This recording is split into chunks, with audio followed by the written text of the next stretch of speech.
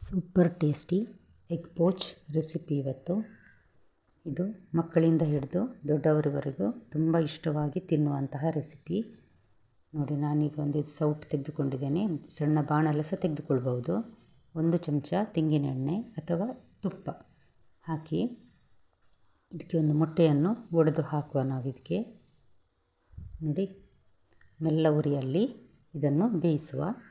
ಇದಕ್ಕೆ ನಾನೀಗ ಈರುಳ್ಳಿ ಸಣ್ಣಗೆ ಕಟ್ ಮಾಡಿದ ತೆಳುವಾಗಿ, ಮತ್ತು ಒಂದು ಸ್ವಲ್ಪ 2 ಪಿಂಚ್ ಪೆಪ್ಪರ್ ಪೌಡರ್, ಮತ್ತು ಸ್ವಲ್ಪ ಉಪ್ಪು, 1-1.5 ಪಿಂಚಿನಷ್ಟು ಸ್ವಲ್ಪ ಉಪ್ಪು ಹಾಕಿದ್ರಾಯಿತು.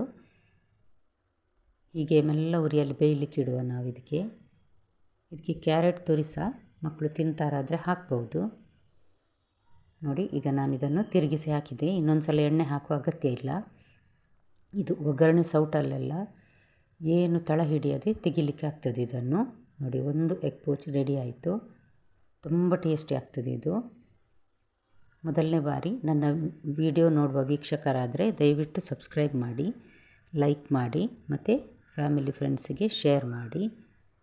ನೋಡಿ, ಇದು ಇನ್ನೊಂದಕ್ಕೆ ನಾನು ಕೊತ್ತಂಬರಿ ಸೊಪ್ಪು ಹಾಕ್ತಾ ಇದ್ದೇನೆ.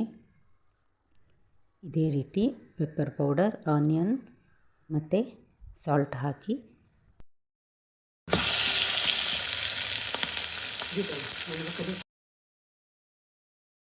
ನೋಡಿ, ಎಗ್ ಪೋಚ್ ರೆಡಿಯಾಗಿದೆ. ಬಿಸಿ ಬಿಸಿ ತಿನ್ನಲಿಕ್ಕೆ ಇದು ತುಂಬ ರುಚಿಯಾಗ್ತದೆ. ಧನ್ಯವಾದ.